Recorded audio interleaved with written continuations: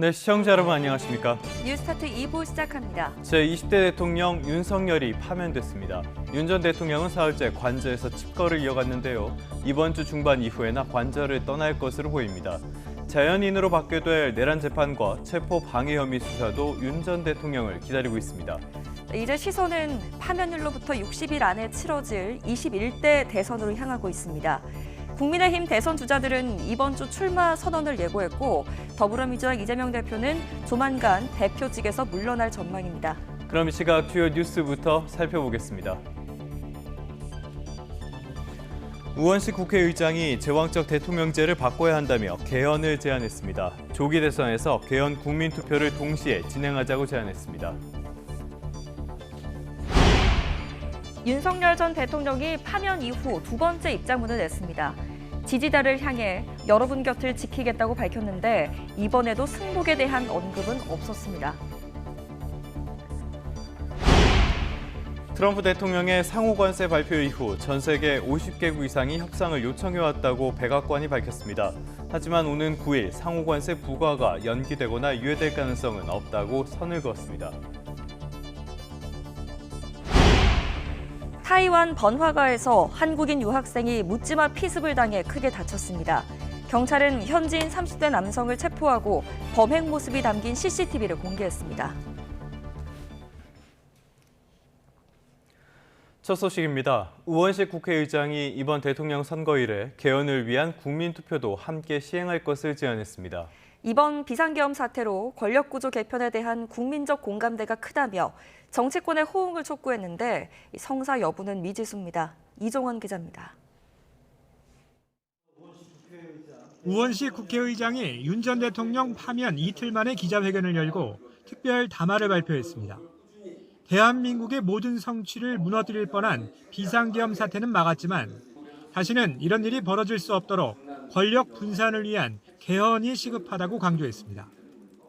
위헌 불법 비상계엄과 탄핵 정국을 거치면서 그 어느 때보다 개헌의 시급성에 대한 국민적 공감대가 큽니다.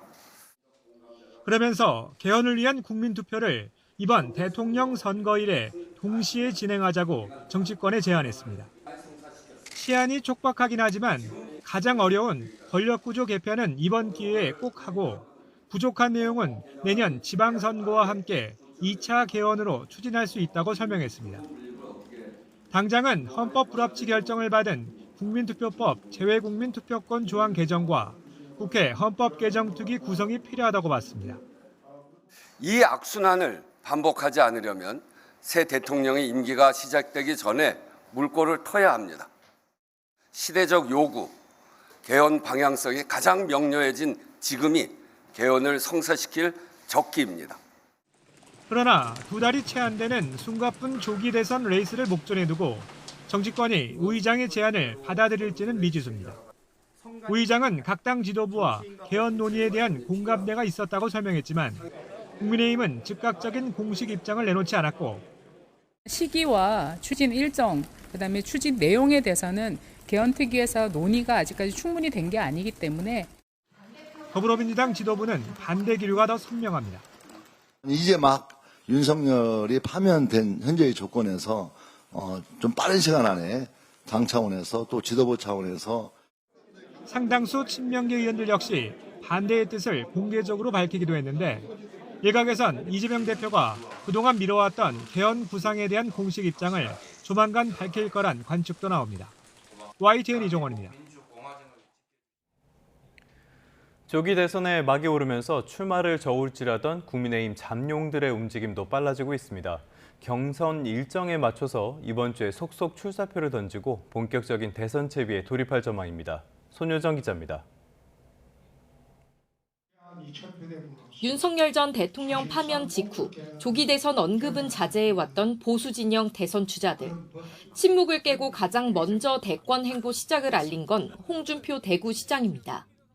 홍 시장은 SNS에 53년 전처럼 이번에도 동대구역에서 열차를 타고 상경한다고 적었는데 월요일 자서전을 출간하고 화요일은 퇴임 인사를 다녀야 한다며 시장직 사퇴와 조기 대선 출마를 공식화했습니다. 홍 시장 측은 대권 명당으로 불리는 국회 인근 빌딩에 캠프 사무실을 차릴 예정인데 마찬가지로 출마를 준비하는 한동훈 전 대표 역시 같은 건물에 사무실 가계약을 마친 것으로 알려졌습니다. 또 다른 유력 주자인 김문수 고용노동부 장관은 구체적인 출마 계획에 대해 말을 아끼고 있습니다. 다만 시민단체의 대선 출마 요구에 욕심은 없지만 나라가 이렇게 가선 안 된다는 생각이라며 여지를 남겨뒀습니다. 일부 후보는 당내 경선 일정이 구체화된 뒤 본격 행보에 나서겠다는 계획입니다. 파면 결정 이후 정치적 메시지를 내지 않고 있는 오세훈 서울시장은 당내 논의를 지켜보고 시장직 사퇴와 출마 여부 등을 밝힐 예정입니다.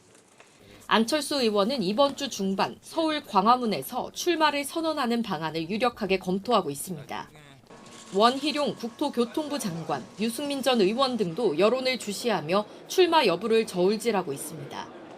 60일 대선 일정을 역산하면 당내 경선 기간은 3주 남짓이 될 전망인데 당장 이번 주부터 당심과 중도층을 공략하기 위한 잠룡들의 경쟁이 치열하게 전개될 것으로 보입니다. YTN 손효정입니다. 더불어민주당은 한덕수 대통령 권한대행을 향해 조기 대선 날짜를 신속히 지정하라고 촉구했습니다. 대선일은 오는 8일, 그러니까 내일이죠. 국무회의에서 정해질 가능성이 큰데 그렇게 되면 이재명 대표가 모레쯤 대표직을 내려놓고 대권 행보에 나설 것으로 관측됩니다. 황보혜경 기자입니다. 공식 일정을 잡지 않고 숨고르기를 이어간 민주당 지도부를 대표해 경선 실무를 총괄하는 김윤덕 사무총장이 기자들과 만났습니다. 한덕수 권한대행에게 이번 주 국무회의에서 조기 대선일을 지정하고 정치적 중립을 선언하라고 목소리를 높였습니다. 정치적 고려 없이 안정적이고 예측 가능한 조기 대선을 준비해야 될 것입니다. 공고 시한은 오는 14일까지지만 늦어질수록 국민의 알 권리와 선택권이 제한된다는 게 이유입니다. 민주당이 대선 체제로 전환하는 신호탄이 될 이재명 대표의 사퇴 시점은 개인 거취 문제라며 말을 아꼈지만 오는 8일 국무회의에서 조기 대선을 지정 안건이 상정될 가능성이 커 사퇴 시점은 당일이나 직후인 9일이 될 거란 관측이 지배적입니다. 민주당은 사임 즉시 박찬대 원내대표 직무대행 체제로 대선 준비를 본격화할 방침인데 특별당규 제정과 당 선거관리위원회 구성 등 실무 준비를 이미 진행해온 만큼 내부적으론 자신감도 엿보입니다. 다만 모든 야권 대선 주자들이 경선에 뛰어들고 100% 일반 국민 투표로만 뽑는 오픈 프라이머리 요구가 범야권을 중심으로 거세지는 점은 여전히 뇌관으로 남아 있습니다. 파면 이후 압도적인 정권 교체를 위한 야권 오픈 프라이머리를 다시 제안하고자 합니다.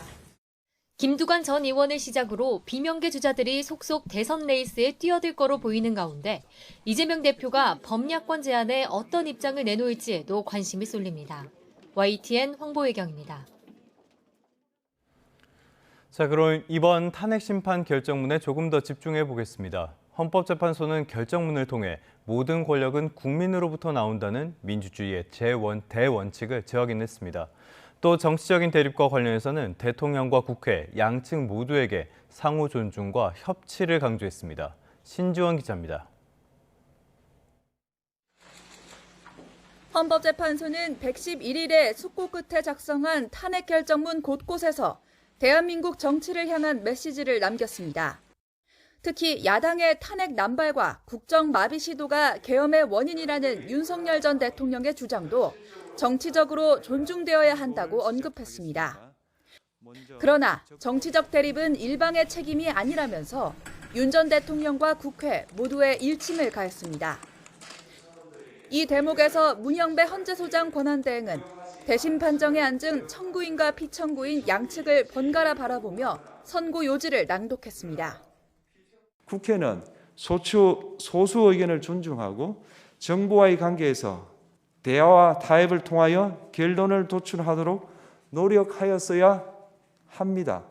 피청구인 역시 국회의 대표인 국회를 협치의 대상으로 존중하였어야 합니다. 우리나라의 아픈 역사를 언급하기도 했습니다. 1952년 이승만 전 대통령의 계엄 선포를 시작으로 유신 체제에 대한 국민적 저항을 탄압하기 위한 박정희 전 대통령의 비상계엄, 그리고 12.12 군사반란 이후 전두환 노태우 전 대통령의 비상계엄까지 오랜 기간 국가긴급권 남용으로 희생당한 우리 국민의 아픈 경험을 결정문에 담은 겁니다. 그러면서 윤 전 대통령이 45년 만에 또다시 정치적 목적으로 국가긴급권을 남용했다고 지적했습니다. 또 윤 전 대통령이 지난 선거에서 나타난 국민 의사를 겸허히 수용하고 적극적인 대화와 타협에 나섰어야 한다고 꼬집으며 모든 권력은 국민으로부터 나온다는 헌법 1조 2항을 탄핵 결정문에 남겼습니다. YTN 신지원입니다. 윤 전 대통령이 파면되면서 현직 대통령이라는 이유로 멈춰있던 수사들도 받게 됐습니다. 체포를 막기 위해 경호처 직원과 군인을 불법적으로 동원했다는 특수공무집행 방해 혐의에 대해 경찰이 본격적인 수사에 나설지도 관심사입니다. 양도훈 기자입니다. 지난 1월 3일 경찰과 고위공직자범죄수사처는 윤석열 전 대통령에 대한 체포영장을 집행하기 위해 서울 한남동 대통령 관저를 찾았습니다. 하지만 이 영장 집행 시도는 경호처와 군인이 쌓은 인해 장막에 가로막혀 실패했고 윤 전 대통령에 대한 체포영장은 12일 뒤에야 집행됐습니다. 불미스러운 유혈 사태를 막기 위해서 일단 불법 수사이긴 하지만 공수처 출석에 응하기로 했습니다. 윤 전 대통령은 1차 영장 집행 시도 당시 자신이 체포되는 것을 막기 위해 경호처와 군인을 불법 동원한 혐의로 고발당해 입건된 상태입니다.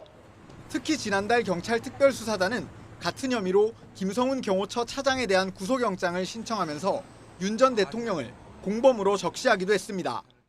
다만 윤 전 대통령에 대한 수사는 지지부진했는데 현직 대통령의 경우 내란이나 외환죄를 제외하고는 형사소추되지 않는다는 헌법 조항 때문입니다.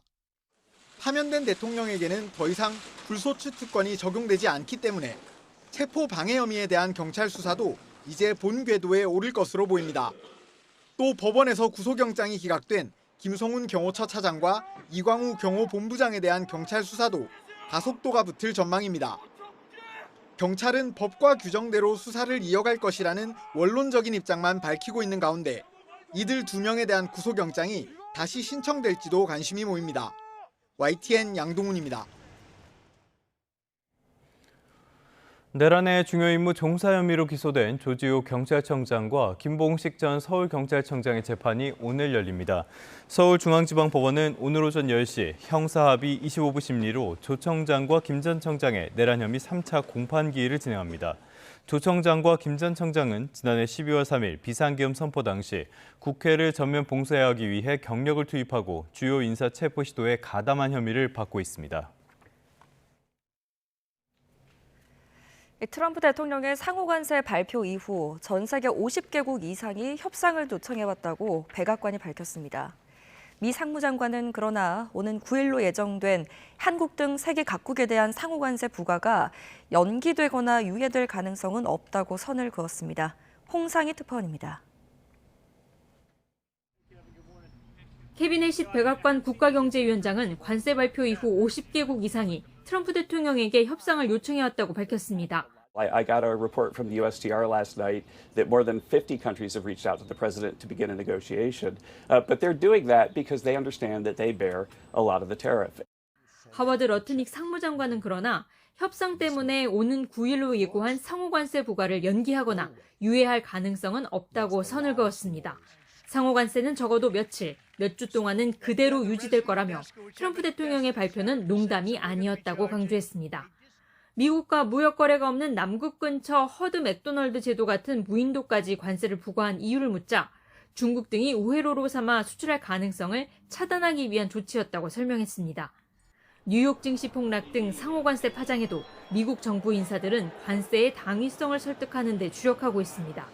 스콧 베선트 미 재무장관은 경기 침체 우려를 일축하면서 조정 과정에서의 불안정은 이겨낼 거라고 자신했습니다. I reject that assumption. There doesn't have to be a recession. Who knows how the market is going to react in a day, in a week. What we are looking at is building the long-term economic fundamentals for prosperity. 물가 인상 우려에 대해 해싯 국가경제위원장도 가격이 어느 정도 오를 수는 있겠지만 관세가 미국 소비자에게 큰 영향을 미치지는 않을 거라고 주장했습니다. 트럼프 대통령이 파월 연방준비제도 의장에게 금리 인하를 촉구한 데 대해서는 연준의 독립성을 존중한다며 강압은 없을 거라고 말했습니다. 워싱턴에서 YTN 홍상입니다. 트럼프 미국 대통령의 측근인 일론 머스크 테슬라 최고 경영자가 관세 강경파를 공개적으로 비판하며 트럼프와의 이견을 표출했습니다. 미국의 기술기업과 금융계 리더들도 트럼프의 사저가 있는 플로리다주 마로라고로 가서 관세와 관련해 설득에 나선 것으로 알려졌습니다. 뉴욕에서 이승윤 특파원입니다. 전 세계 금융시장을 혼란에 빠뜨린 트럼프 미국 대통령의 상호 관세에 대한 미국 경제계 인사들의 반발이 거세지고 있습니다. 트럼프의 측근인 일론 머스크 테슬라 최고 경영자는 관세 책사 역할을 한 피터 나바로 백악관 무역 제조업 담당 고문을 정조준했습니다. 나바로에 대해 하버드대 경제학 박사이다 보니 자아가 두뇌보다 커지는 문제가 있다며 비판했고 EU에 대한 관세가 없어지길 바란다고 밝혔습니다. Europe and the United States should move, ideally, in my view, to a zero tariff situation. 나바로는 폭스뉴스와의 인터뷰에서 자동차를 파는 머스크가 자신의 이익을 보호하고 있다며 머스크의 발언에 개의치 않겠다고 맞받았습니다. Friend or foe alike, and I can tell you how they're killing us. So it took decades for this to destroy America with this globalization of our supply chain.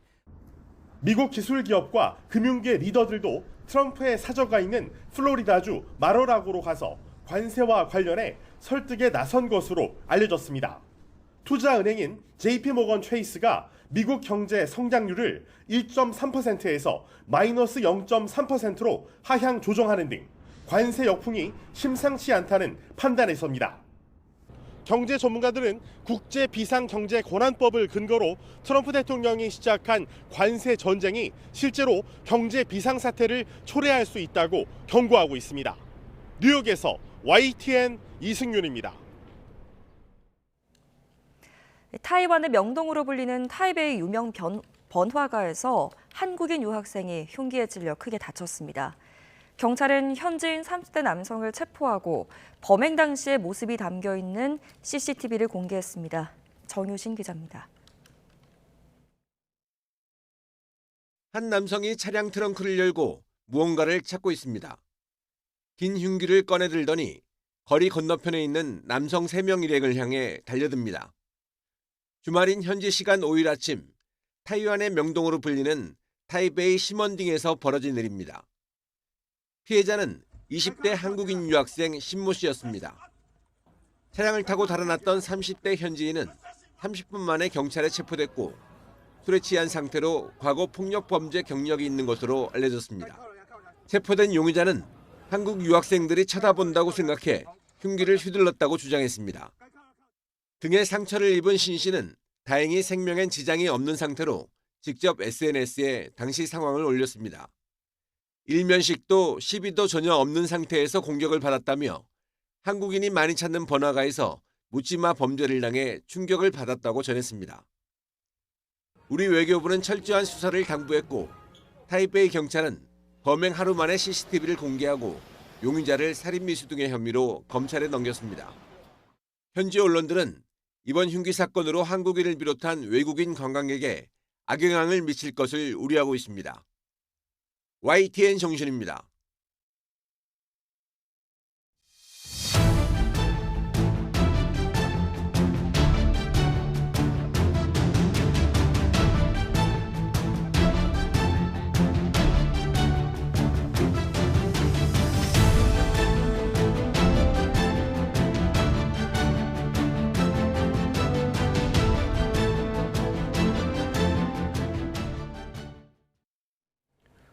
윤석열 전 대통령이 헌법재판소의 파면 결정 이후 두 번째 입장문을 냈습니다. 이번엔 지지층을 상대로 결코 좌절하지 말라며 곁을 지키겠다고 했는데 민주당은 또다시 극우 세력을 선동하고 헌재 결정에 불복하는 거라고 비판했습니다. 홍민기 기자입니다. 윤석열 전 대통령이 지난 4일 파면 이후 두 번째 입장문을 냈습니다. 탄핵 국면에서 자신을 지지해왔던 국민 변호인단을 상대로 이들의 뜨거운 나라 사랑에 절로 눈물이 났다고 적었습니다. 이어 엄중한 위기 상황을 깨닫고 싸운 여정이 위대한 역사로 기록될 거라고 주장했습니다. 또 현실이 힘들어도 결코 좌절하지 말라며 자신은 대통령직에서 내려왔지만 늘 여러분 곁을 지키겠다고 끝을 맺었습니다. 앞서 파면 직후에 냈던 메시지와 마찬가지로 이번에도 헌재의 파면 결정에 승복하거나 반성한다는 내용은 담기지 않았습니다. 민주당은 윤 전 대통령 입장문이 헌재 결정을 조롱하고 불복하려는 시도로밖에 보이지 않는다고 즉각 반발했습니다. 본인과 김건희 여사의 안위만을 위해 또다시 극우 세력을 선동하고 있다고 쏘아붙였습니다. 내란 수계가 대체 무슨 낯으로 감히 자신의 안위를 나라의 위기에 비교합니까? 반면 국민의힘은 당 차원의 공식 입장은 별도로 내지 않으며 말을 아꼈습니다. 다만 보수 재건을 위한 윤 전 대통령의 노력이라는 관측부터 자숙 없는 부적절한 행동이라는 비판까지 다양한 반응이 나왔습니다. 대통령이 그 헌법을 위반함으로써 탄핵을 당했으면 좀 자중자애하고 자숙해야 된다 이런 생각을 해요. 국민의힘은 윤 전 대통령 파면에 대해선 집권 여당으로서 거듭 사과한다면서 주권자들의 힘을 모아달라고 당부했는데 민주당은 국민의힘이 지지를 호소할 자격이 없다며 내란 세력과 결별부터 선언하라고 비판했습니다. YTN 홍민기입니다.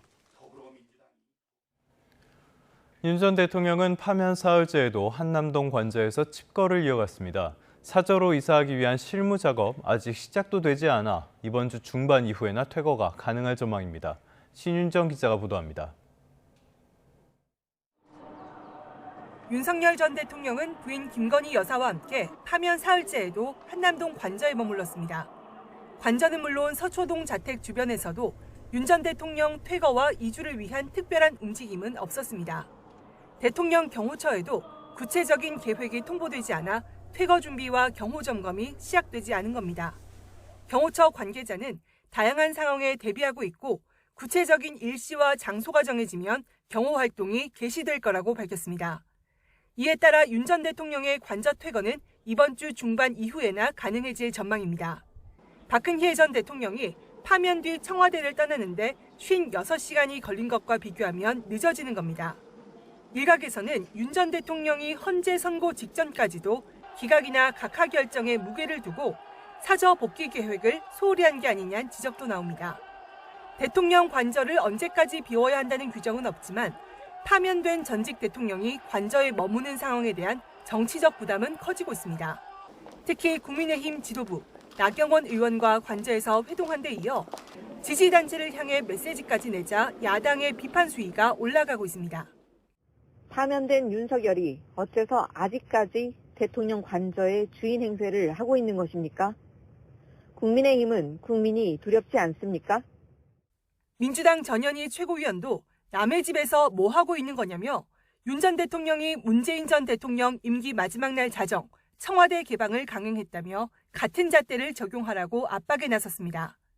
윤 전 대통령은 경호와 주민 불편, 반려동물과의 생활 등을 두루 고려하고 있는데 우선은 서초동 사저로 돌아간 뒤 단독주택 등으로 이동할 가능성도 제기되고 있습니다. YTN 신윤정입니다.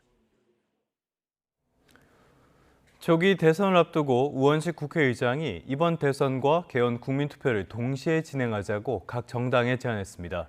우 의장은 이번 비상계엄 사태를 거치면서 개헌의 시급성에 대한 국민적인 공감대가 커졌을 것이라며 제안 배경을 설명했습니다. 직접 이야기 들어보겠습니다. 위헌 불법 비상계엄과 탄핵 정국을 거치면서 그 어느 때보다 개헌의 시급성에 대한 국민적 공감대가 큽니다.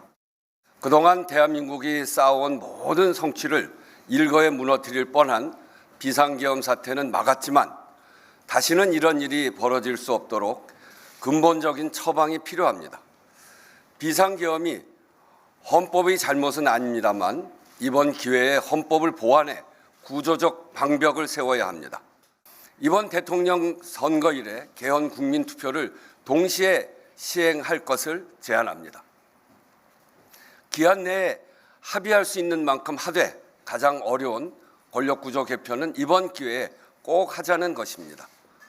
부족한 내용은 내년 지방선거와 함께 2차 개헌으로 추진할 수 있을 것입니다. 국회 각 정당의 개헌투표를 위한 국민투표법 개정과 국회 헌법개정특위 구성을 제안합니다. 이런 제안에 대해 더불어민주당 지도부, 특히 친 이재명계 의원들은 공개적으로 반대의 뜻을 밝혔습니다. 이원주 최고위원은 자신의 SNS를 통해 벌써 개헌이니 뭐니 난리라면서 지금은 일단 내란 세력 발본색원부터 하고 당면한 민생과 경제 회복에 힘쓸 때라고 생각한다고 적었습니다. 진성준 정책위 의장도 SNS에 최우선 과제는 개헌이 아니라 내란의 완전 종식이라며 개헌은 대선 후보들이 각자의 견해를 내놓고 국민 지지와 동의를 확인한 뒤에 추진해도 늦지 않다고 주장했습니다. 친명계로 꼽히는 정청래 의원도 개헌을 당위적으로 맞는다면서도 지금은 내란 종식에 집중할 때지 시선을 분산할 때가 아니라고 SNS에 밝혔습니다.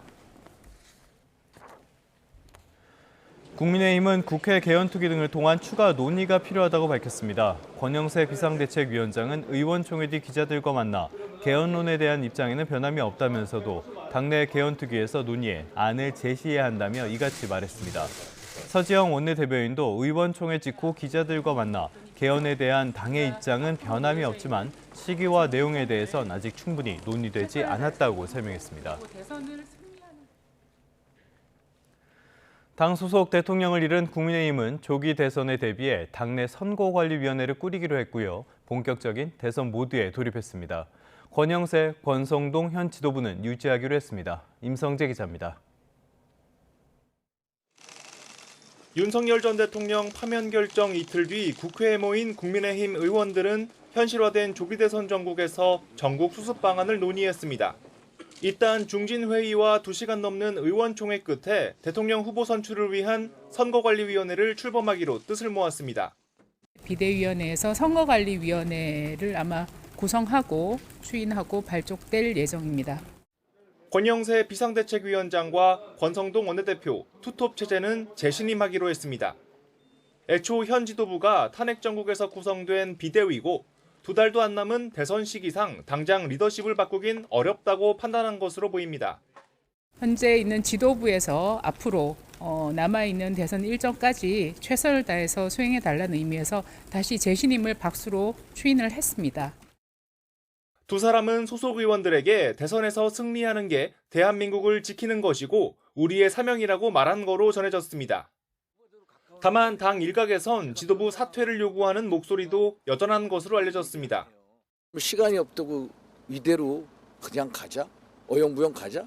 뭐라고 그러겠습니까? 당원들부터가 용납을 안 해요. 윤 전 대통령 파면 전 공개적으로 탄핵 찬성 의견을 피력한 의원들에 대한 탈당이나 징계 요구는 지도부에 일임하기로 했습니다.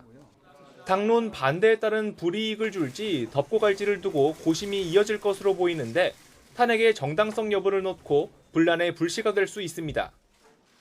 결코 원치 않았던 조기 대선 전국을 받아든 국민의힘이 이제 막 당을 추스르는 분위기인데 열세인 전국 지형에서 반전을 꾀해야 하는 당면 과제가 만만치 않아 보입니다. YTN 임성재입니다. 대통령직에서 파면된 윤석열 전 대통령은 이제 자연인 신분으로 형사재판도 받게 됩니다. 본격적인 심리 절차로 접어드는 가운데 수사권 논란 등이 여전히 변수로 남아 있습니다.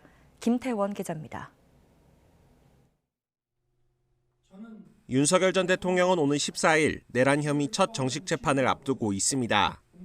앞서 헌법재판소는 윤 전 대통령에게 파면 결정을 선고하면서 내란죄 성립 여부에 대해 별도로 판단하진 않았지만 국헌문란 목적을 간접적으로 인정했습니다. 결정문 곳곳에서 윤 전 대통령이 군경을 동원해 국회와 선관위 등 국가기관의 권한 행사를 막으려고 했다면서 헌법이 정한 통치구조를 부인한 것이라고 지적했습니다. 다만 형사재판에서는 비상계엄을 선포한 목적의 위헌성뿐만 아니라 지역의 평온을 해치는 폭동이 일어났는지까지도 따져봐야 합니다.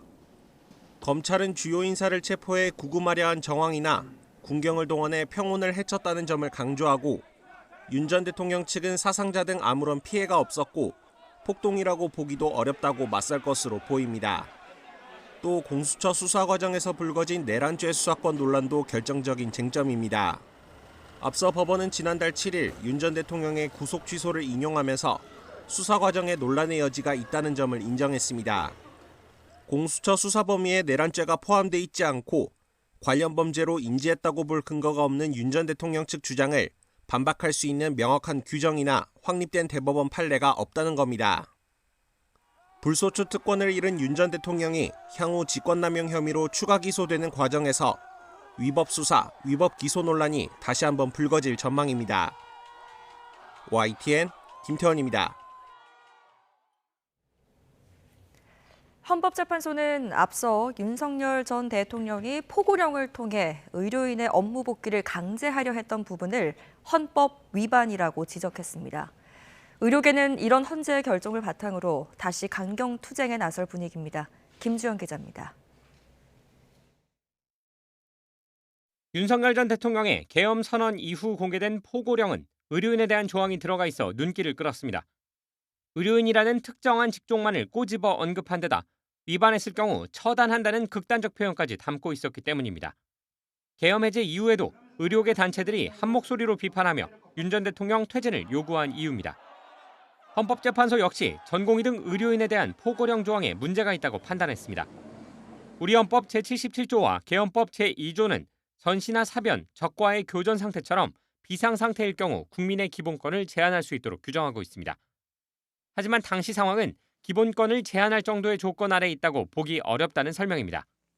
비상계엄 하에서 기본권을 제한하기 위한 요건을 정한 헌법 및 계헌법 조항, 영장주의를 위반하여 국민의 정치적 기본권, 단체 행동권, 직업의 자유를 침해하였습니다. 더구나 기본권 제한이 위기 상황의 직접적인 원인을 제거하는 데 필수 불가결한 최소한도 내에서 이루어졌다고 볼 수 없다고 지적했습니다. 이번 결론으로 전공이 의대생 상대로 강경하게 대응했던 윤석열 정부의 행보에도 부정적 여파가 불가피한 상황. 의료계는 의대 정원 등과 관련해 의료 정상화를 이뤄내겠다며 대정부 투쟁 기조를 다시 내세웠습니다. 대한의협은 전국 대표자 회의에 이어 오는 20일에 전국 의사 걸기 대회를 열며 압박 수위를 높일 방침입니다. YTN 김주영입니다. 어젯밤 울산에 있는 재활용센터에서 불이 나 한 명이 숨지고 소방관 한 명이 다쳤습니다. 경부고속도로에선 대형 버스 넉 대가 잇따라 부딪혀 승객 3명이 병원으로 옮겨졌습니다. 사건 사고 소식 유서현 기자입니다.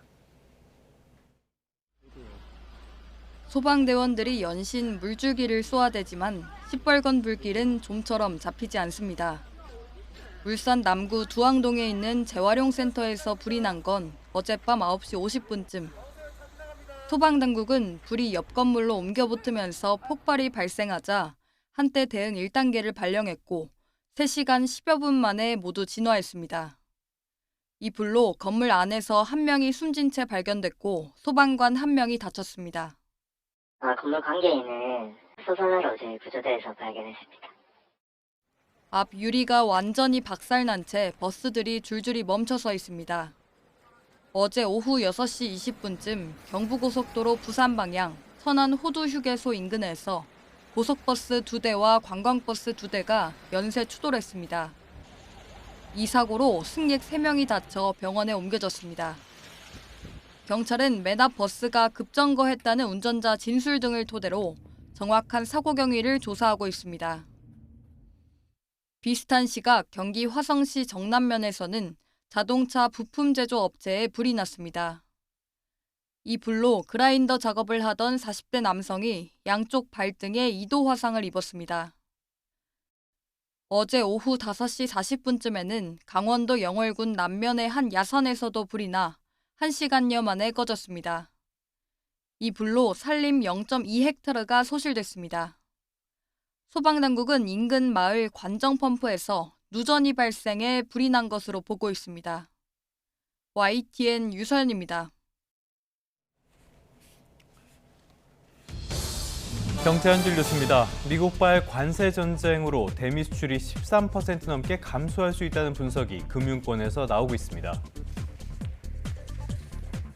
정부가 트럼프 미 행정부의 25% 품목 관세 부과로 직격탄을 맞은 자동차 산업에 3조 원 수준의 긴급 정책 금융 지원을 검토하고 있습니다. 지난해 고금리 속에 사상 최대 실적을 낸 은행들이 정작 신입 직원 채용 같은 사회적인 책임은 외면하고 있다는 지적을 받고 있습니다. 서울 강남 3구와 용산구 아파트 전체로 토지거래 허가구역이 확대 지정된 뒤 2주 동안 해당 지역 아파트 거래가 뚝 끊기며 매수세가 한풀 꺾인 것으로 나타났습니다. 1,450원 안팎의 환율이 이어지는 가운데 건설용 중간재 수입 물가가 오르면서 공사비 상승 요인으로 작용할 수 있다는 전망이 나왔습니다. 코로나19 사태 시절 주문한 이 마스크용 원단을 일방적으로 수령 거부한 의류업체가 공정거래위원회의 제재를 받게 됐습니다. 지금까지 한주 뉴스였습니다. 오늘 출근길 중서부 지역에서는 안개가 짙겠습니다. 아침까지 가시거리가 1km 아래로 떨어지는 곳이 있어서 추돌 사고를 조심해야겠습니다. 더불어 일교차도 무척 크겠는데요. 내륙 지역은 낮과 밤의 기온차가 많게는 20도까지 나겠습니다. 출퇴근길엔 겉옷 꼭 챙기셔야겠습니다. 오늘 하늘은 대체로 맑은 가운데 오후부터 바람이 강해지겠습니다. 특히 동해안 지역은 밤부터 강풍특보도 발효될 것으로 보이셔서 안전사고 없도록 대비해야겠습니다. 중서부 지방은 밤부터 하늘이 흐려지면서 밤사이 비가 조금 오겠고요. 서울과 경기 북부 지역은 밤부터 스모그도 유입이 되겠습니다. 현재 기온 보겠습니다. 서울이 5.8도고요. 대구는 4.2도 보이고 있습니다. 한낮이 되면 서울 20도, 광주 22도, 대구는 24도까지 올라서 4월 하순처럼 따뜻하겠습니다. 이번 주는 단비 소식이 잦은데요. 수요일과 목요일 사이 그리고 토요일에는 전국에 비가 내릴 전망입니다. 날씨였습니다.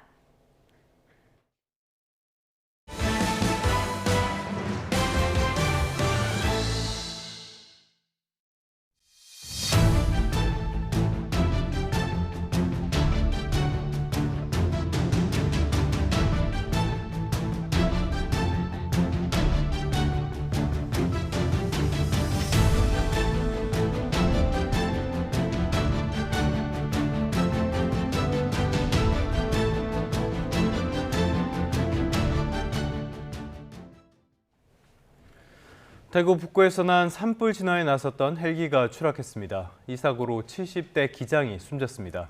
최근 경북 지역을 휩쓴 산불 진화 헬기가 추락해 조종사가 숨진 지 불과 11일 만입니다. 이윤재 기자입니다. 농가 창고가 심하게 부서졌습니다. 그 옆으로 헬기가 형체를 알아보기 힘들 정도로 부서진 채 나뒹굴고 있습니다.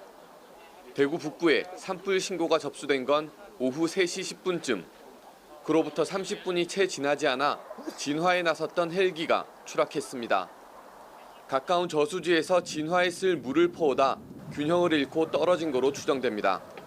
여기가 서서히 멈췄다니까. 쭉 내려오다가 딱 멈추니까 물줄기가 뒤에 따라올 거 아닙니까? 항상 밑에 달려있으니까요. 탄력에 의해가 물줄기 앞으로 갔을 거 아닙니까? 물줄기에 쫙 이리 올라가지만은 그대로 그거 하고 헬기하고 같이 떨어지는 거예요. 바로 옆 마늘밭에서 일하던 주민은 놀랄 틈도 없이 헬기로 달려갔습니다. 다급히 기장을 구하려고 했지만 헬기에서 번진 불길에 미처 손을 쓰지 못했습니다. 그때 다 깨져보고 뒤에 이제 불부터가 앞으로 오는 중이고 사람 소위 낀 게 나야 말이지. 불을 막 타 들어오지. 사람 사는 거 못 거니까 사람 환장하잖아. 헬기에는 70대 기장이 혼자 타고 있었고 끝내 현장에서 숨을 거뒀습니다. 산불을 끄다 추락한 헬기는 대구 동구에서 임차한 것으로 기령이 44년 된 노후 기종으로 확인됐습니다.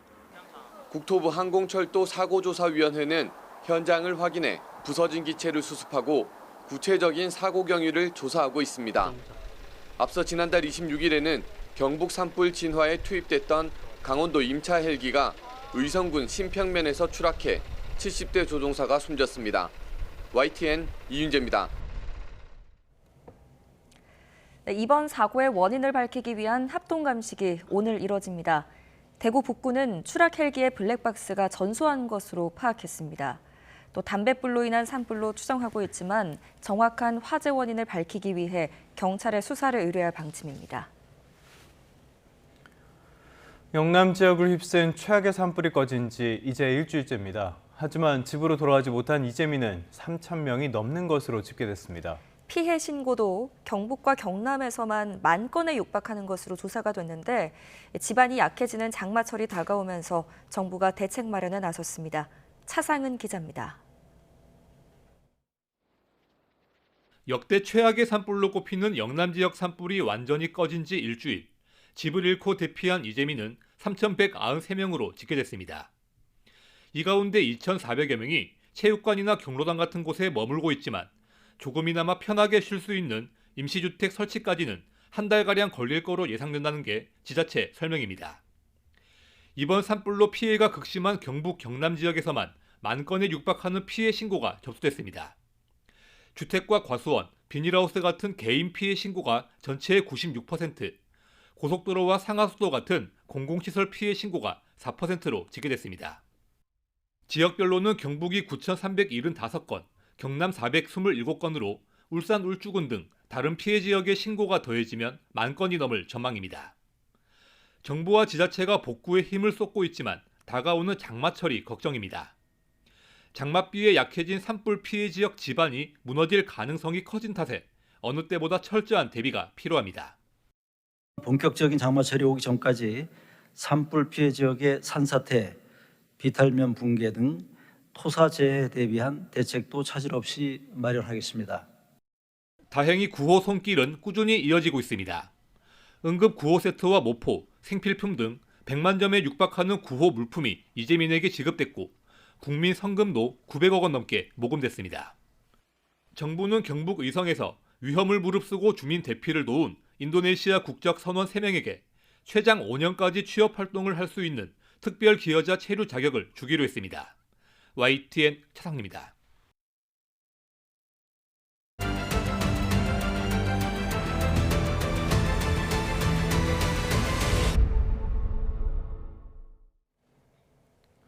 사람이 뛰는 속도보다 빠르게 번졌던 이번 의성 산불은 그야말로 괴물 산불로 불렸는데요. 기후 위기 속에 불씨 확산이 더욱 빨라질 수 있다는 걸 예고했지만 긴급 대피에 필수적인 재난문자 시스템은 허점을 고스란히 노출했습니다. 초대형 산불의 경고 두 번째 보도는 김민경 기자가 전합니다.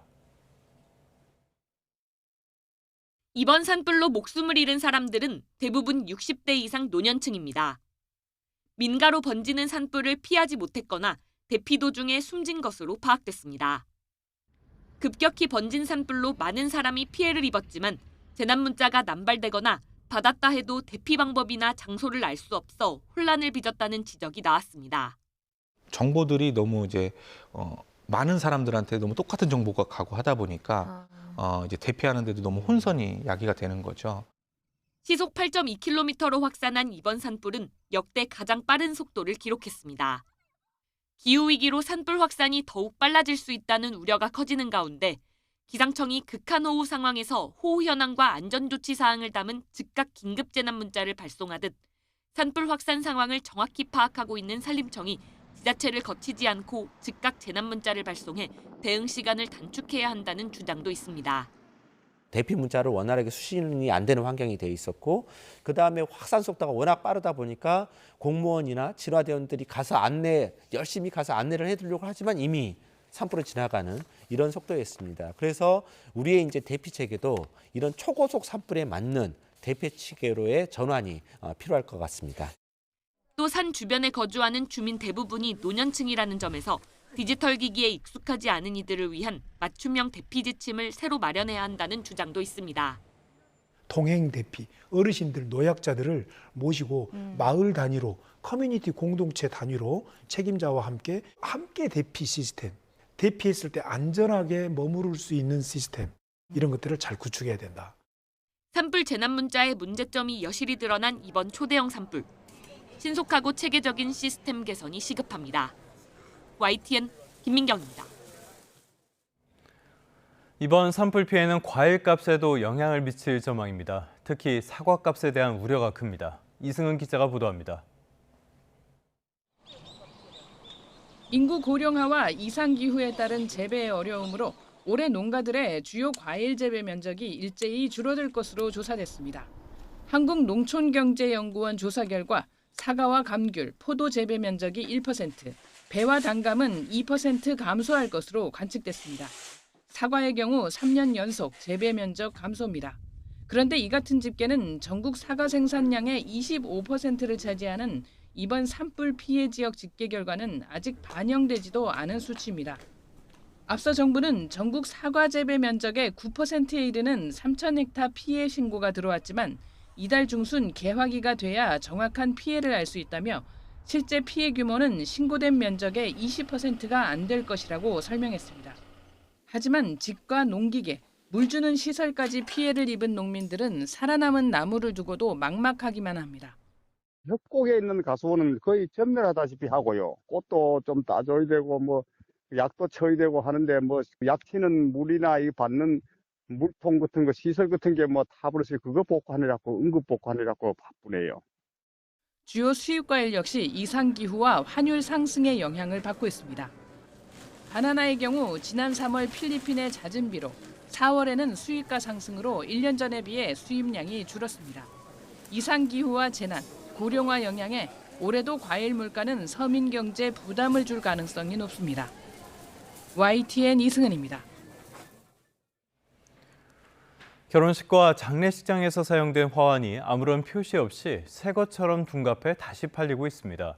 재사용 화환 표시를 의무화한 지 이 법이 시행된 지 6년이 지났는데요. 불법 재사용은 여전히 기승을 부리고 있습니다. 송세혁 기자가 취재했습니다. 강원 강릉의 한 장례식장.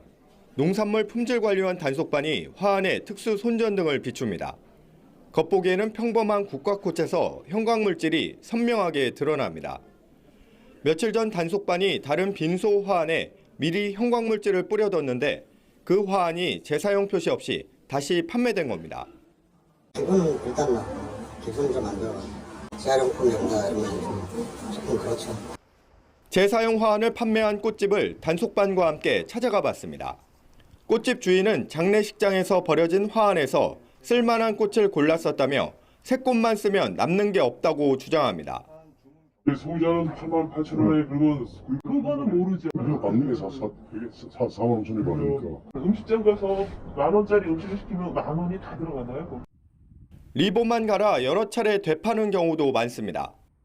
결혼식장에 사용하는 화환은 90%가 조화 화환이며 재탕, 3탕, 10번, 20번까지도 재활용하고 있습니다. 인터넷 중개 업체가 우후죽순 생겨나면서 가격 경쟁이 치열해졌고 그만큼 불법 재사용도 더 심해지고 있습니다. 화환 업계는 한 해 유통되는 화환 600만 개 가운데 70% 이상이 재사용되는 것으로 추정합니다. 2020년부터 재사용 표시를 의무화하는 법이 시행됐지만 현장에선 여전히 지켜지지 않고 있습니다. 이 화환 같은 경우에 대부분 이 생화가 유통되기 때문에 이 생화 같은 경우에 유관으로 구분하기가 매우 어렵습니다. 이렇기 때문에 최근 5년간 전국에서 화환을 불법으로 재사용하다 적발된 사례는 198건입니다. 이 가운데 과태료 처분을 2차례 이상 받은 경우도 9건이나 됩니다. 과태료는 최대 1,000만 원이지만 적발되더라도 이득이 더 크다 보니 불법은 좀처럼 줄지 않고 있습니다. 화환 불법 재사용을 막기 위해선 강력한 처벌과 함께 모든 화환의 제작업체 정보를 표시하는 실명제 도입이 시급하다는 지적이 나옵니다. YTN 송세혁입니다.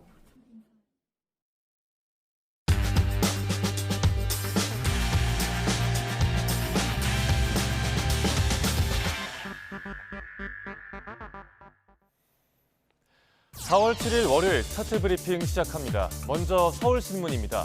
지난 석 달 가까이 대규모 집회가 이어졌던 헌법재판소 앞과 한남동, 윤석열 전 대통령이 파면된 이후의 모습은 어땠을까요? 조용했습니다. 광장을 찢었던 시위대가 이렇게 사라졌기 때문입니다. 헌재 주변으로 가보겠습니다. 어제의 풍경인데요. 윤 전 대통령이 파면되고 맞은 첫 주말, 한복을 입은 외국인 관광객이 보입니다. 우리가 아는 북촌의 모습이죠. 안국역을 둘러싼 차벽과 바리케이드는 대부분 사라졌습니다. 한남동 관저 인근도 주말 내내 조용했고요. 그 많던 시위대가 다 어디로 갔을까 신기할 정도입니다. 탄핵 찬반 양측의 충돌도 자주 있었고 1월엔 서부지법 폭동 사태도 있었죠.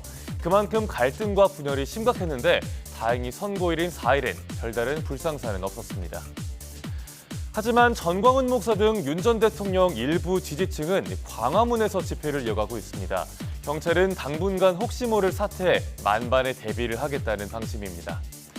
다음 경향신문입니다. 경북의 대형 산불로 집을 잃은 이재민들을 위한 임시주택 설치가 본격적으로 시작됩니다. 하지만 이재민들은 2번 울고 있는데요. 일단 입주까지 한 달 이상이 걸리고 임시주택도 원래 살던 곳과는 멀리 떨어져 있기 때문입니다. 경북도에 따르면 2,800채가 넘는 임시주택이 필요합니다. 빠른 곳은 5월 초, 늦어도 5월 중에는 임시주택을 다 짓겠다는 계획인데 실제 입주까지는 상당한 시간이 걸릴 전망입니다. 부지 선정이 완료된 97곳 중에 기반 공사가 진행 중인 곳은 16곳에 불과합니다.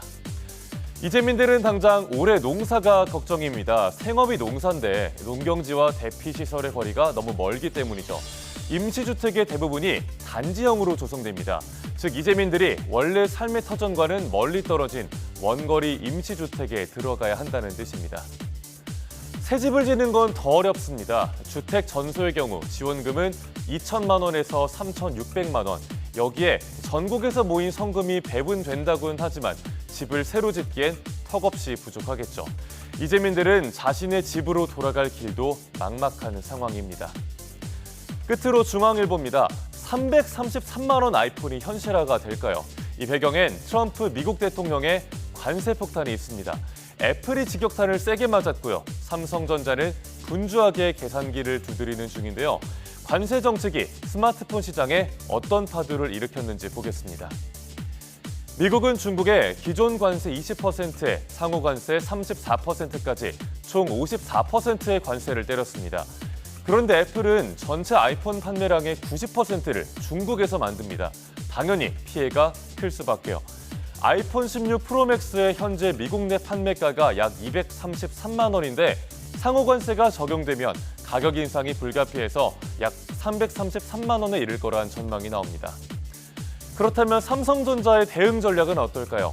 베트남과 인도 등 다변화해온 해외 생산 기지를 통해서 관세 부담을 줄일 거란 분석입니다. 우선 삼전은 베트남에서 미국 판매용 스마트폰을 만듭니다.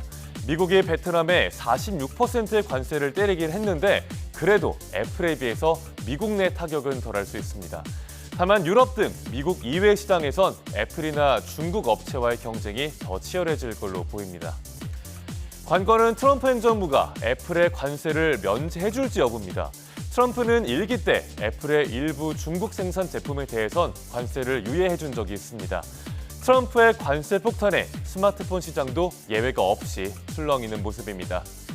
4월 7일 아침 신문 살펴봤습니다. 지금까지 스타트 브리핑이었습니다.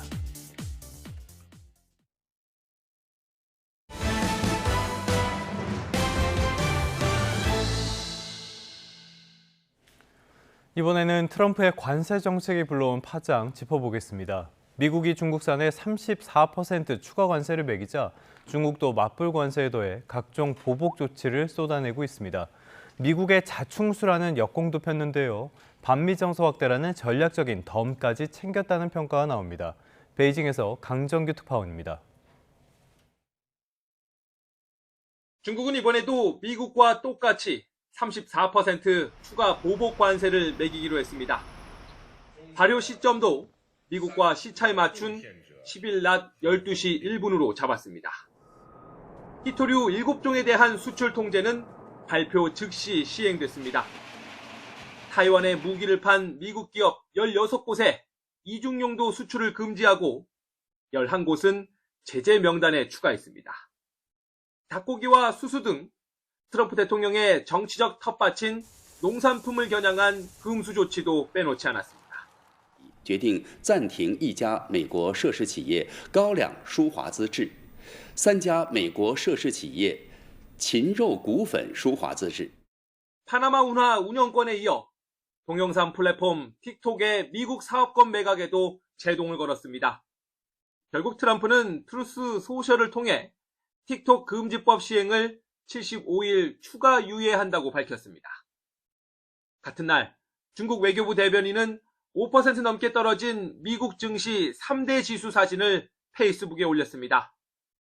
시장이 말해준다는 글과 함께 관세 전쟁 확대가 미국의 자충수가 됐다고 비꼰 겁니다. 美国单方面加征关税，违反世贸组织规则，损害的是各国人民的共同利益，也无助于解决美方自身的问题。 동맹도 예외 없는 관세 폭탄에 반미 정서가 커진 것도 중국엔 어부지리로 작용하는 모양새입니다. 미국 월스트리트 저널은 트럼프의 무역 전쟁이 시진핑에게 전략적 선물을 안겼다고 일갈했습니다. 베이징에서 YTN 강정규입니다. 트럼프 행정부는 보복 관세까지 주고받았던 캐나다와 멕시코에 대해서는 추가 관세를 발표하지 않았습니다. 똑같이 무역협정을 체결한 관계인데 왜 선택적 관세가 부과된 걸까요? 박기환 기자가 취재했습니다. 서로 0%대 관세를 부과한 한국을 향해 트럼프 대통령은 25%의 관세 폭탄을 발표했습니다. 지난 트럼프 1기 행정부 당시 개정된 한미 FTA를 사실상 무시한 셈입니다. For nations that treat us badly, we will charge them approximately half of what they are and have been charging us. 무역 적자 해소를 이유로 들었지만 정작 미국의 무역 적자국 2위 멕시코와 9위 캐나다 두 나라는 예외로 뒀습니다. 기존 무역 협정을 지키면 관세는 없다는 설명입니다. 원자재와 부품 수출입이 많아 미국 기업의 피해가 예상되기 때문입니다. 기존 나프타를 재협상한 결과물인 USMCA가 트럼프 1기 행정부의 성과라는 점도 작용한 것으로 보입니다. 트럼프 얘기 때 상당 부분 이제 자기들 쪽에 유리하게 개정을 이미 좀 해놨어요. 어느 정도요. 멕시코 같은 경우에는 관세를 높이게 되면은 미국 기업들이 타격을 많이 입게 되거든요. 미국 자동차 회사라든가 이런 데들이 다 이제 멕시코에 공장을 갖고 있으니까. 반면 기존 한미 FTA는 상호 관세로 무력화시킨 채 재협상을 요구할 가능성이 큽니다. 미국 무역대표부는 기존 무역협정이 적자, 무역 불균형의 원인이라며 현대화가 필요하다고 지적하기도 했습니다. 정부는 한미 FTA 재협상에는 선을 그으면서 개별 품목 협상에 나설 것으로 보입니다. 한미 FTA를 딱 찍어서 얘기한 적은 한 번도 없기 때문에 한미 FTA 재협상 수순까지 얘기하는 거는 아직까지 좀 급한 것 같긴 하고요. 트럼프 행정부가 한국에 대한 25% 관세를 자동차와 농축산물, 방위비 등에서 한국의 양보를 얻어내기 위한 지렛대로 쓸 가능성도 큽니다. 선택적 관세를 통상 무기로 내세운 미국 정부로 인해 글로벌 통상 환경의 불확실성은 더 커지고 있습니다. YTN 박견입니다. 미국 당국이 국내 최대 규모의 태평양점 소금에 대해서 강제 노동 등을 이유로 수입 금지 조치를 내렸습니다. 한국 제품이 강제 노동 상품으로 규정돼 다른 나라에서 수입 금지 조치를 당한 건 이번이 처음입니다. 미국 국토안보부 산하 관세국경보호청은 태평염전의 천일염 제품이 강제 노동을 통해 만들어졌다는 증거를 바탕으로 수입 보류 명령을 내렸다고 밝혔습니다. 관세국경보호청은 조사 과정에서 노동자의 취약성 악용, 신분증 압류, 열악한 근무 환경, 협박과 폭력 등을 확인했다고 설명했습니다.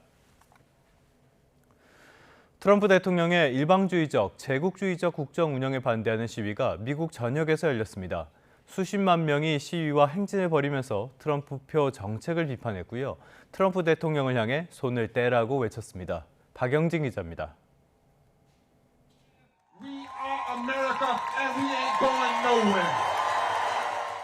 백악관이 있는 워싱턴은 물론 뉴욕과 로스앤젤레스, 시카고, 애틀랜타 등 미국 전역이 성난 민심으로 들끓었습니다. 50개 주 1,200여 곳에서 수십만 명의 시위대가 트럼프 대통령을 향해 손을 떼라고 외치며 정부 구조조정과 복지 프로그램에 대한 예산 축소, 관세 정책 등에 항의했습니다. 구조조정을 주도한 머스크에 대한 반감도 트럼프 대통령 못지않았습니다. It's for all of these billionaires, and I'm glad to see so many people came out today. I mean, we need it. I want more people to show up and get him out of office. He's terrible. What's at stake is our democracy, and it's important to take a stand and not just silently let it happen. 시위에 동참한 민주당 의원들은 트럼프 대통령 탄핵안을 발의하겠다고도 밝혔습니다. I'm bringing articles of impeachment. I'm coming for you, Mr. President. This David is coming for you. You don't deserve the office you hold.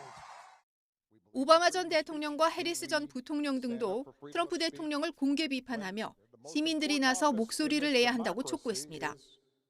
It is up to all of us to fix this. It's not going to be because somebody comes and saves you.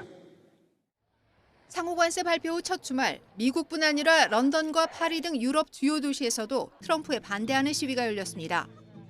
하지만 이런 반대 시위에 아랑곳하지 않고 트럼프 대통령은 플로리다에서 골프를 즐겼고 백악관 역시 트럼프 대통령의 입장은 확고불변하다고 밝혔습니다. YTN 박영진입니다. 트럼프 미국 대통령이 헌법에서 금지한 3선 도전 가능성을 시사한 가운데 미 법무부 장관이 헌법상 힘든 일이 될 것이라고 밝혔습니다. 펜 본디 법무부 장관은 폭스뉴스와의 인터뷰에서 우리는 트럼프 대통령이 20년 동안 있기를 바라지만 아마도 이번 임기를 마치면 끝날 것이라고 말했습니다. 미국의 수정헌법 22조는 대통령직 수행을 2번으로 제한하고 있지만 트럼프 대통령이 지난달 한 방송과의 인터뷰에서 자신은 일하는 것을 좋아한다면서 3선 도전 방법이 있다고 말해 논란을 빚었습니다. 이와 관련해서 버니 샌더스 미국 상원 의원은 한 방송과의 인터뷰에서 트럼프 대통령의 3선 도전 시사 발언에 대해 그들은 법치와 헌법을 믿지 않기 때문에 3선 아이디어를 심각하게 본다고 밝히기도 했습니다. 봉준호 감독의 할리우드 영화 미키 17이 극장 개봉 한 달 만에 적지 않은 손실을 아는 채 상영을 종료하고 온라인 스트리밍 플랫폼으로 가게 됐습니다. 지난달 7일 북미 극장에서 개봉된 미키 17은 미 서부 시각으로 오는 7일 저녁 9시에 미국 아마존 프라임 비디오에 공개되며 극장 상영을 마무리하는 수순을 밟게 됩니다. 미국 경제 매체 포브스는 미키 17을 애플 TV와 판당고 등 다른 여러 스트리밍 플랫폼에서도 볼 수 있다고 보도했습니다. 팔레스타인 무장정파인 하마스가 2023년 10월 7일 이스라엘 기습 공격에 앞서 이란에 거액의 자금 지원을 요청한 사실이 확인됐다고 이스라엘 카츠 이스라엘 국방장관이 밝혔습니다. 카츠 장관은 현지 시간 6일 X에서 하마스 고위급 인사들이 사용하는 가자지구 땅굴에서 발견된 기밀 문서는 하마스의 이스라엘 파괴 계획과 이란의 지원을 증명한다며 해당 문건을 공개했습니다. 이 문건은 지난 2021년 6월 당시 하마스의 가자지구 지도자였던 야히야 시나르와 하마스 무장조직 알카삼 여단 사령관 무함마드 데이프가 이란 이슬람 혁명 수비대 정예 쿠드스군 사령관인 에스마일 가니에게 보낸 편지와 답장입니다. 이 편지에서 시나르 등은 위대한 목표를 달성하기 위해 앞으로 2년 동안 매달 2천만 달러, 우리 돈으로 약 292억 원, 즉 모두 5억 달러에 달하는 재정 지원이 절실하다고 요청했습니다.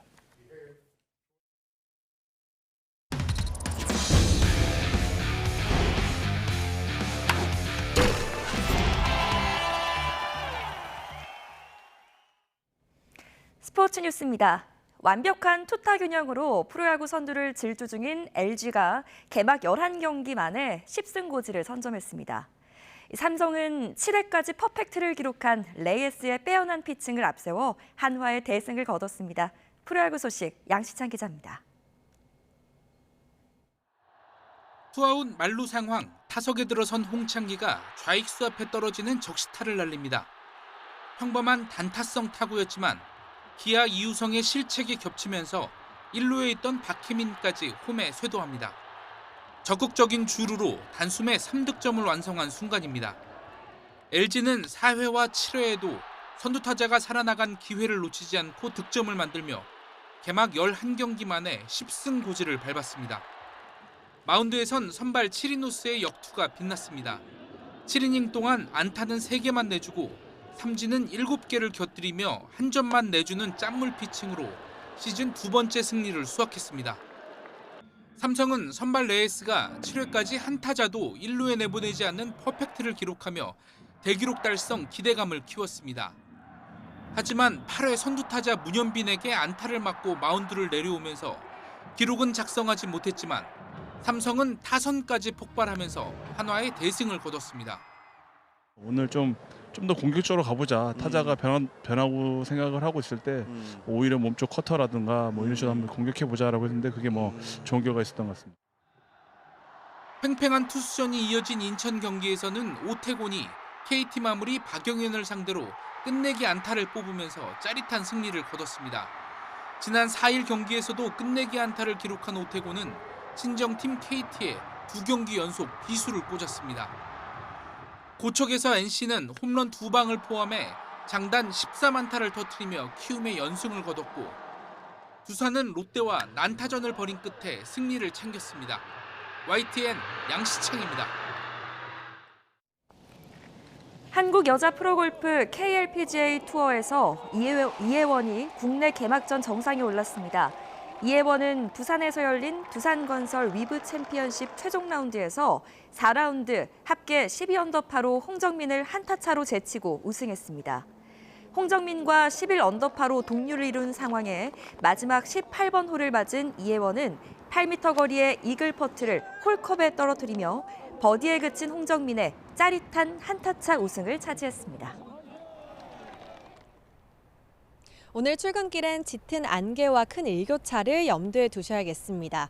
우선 아침까지 중서부 지역에서는 가시거리가 1km 아래로 떨어지는 곳이 있겠는데요. 추돌 사고 발생하지 않도록 주의가 필요합니다. 또 대부분 지역에서 일교차가 15도까지 나겠고 남부 내륙 지역은 20도 이상 나는 곳도 있습니다. 출근하실 때 따뜻한 겉옷도 꼭 챙기셔야겠습니다. 오늘은 전국적으로 맑고 파란 하늘이 드러나겠습니다. 낮에는 완연한 봄 날씨를 만끽하며 봄꽃 구경하기도 좋겠는데요. 바람은 점점 강해지겠습니다. 특히 동해안 지역은 밤부터 초속 20m가 넘는 돌풍이 불며 강풍특보도 내려지겠습니다.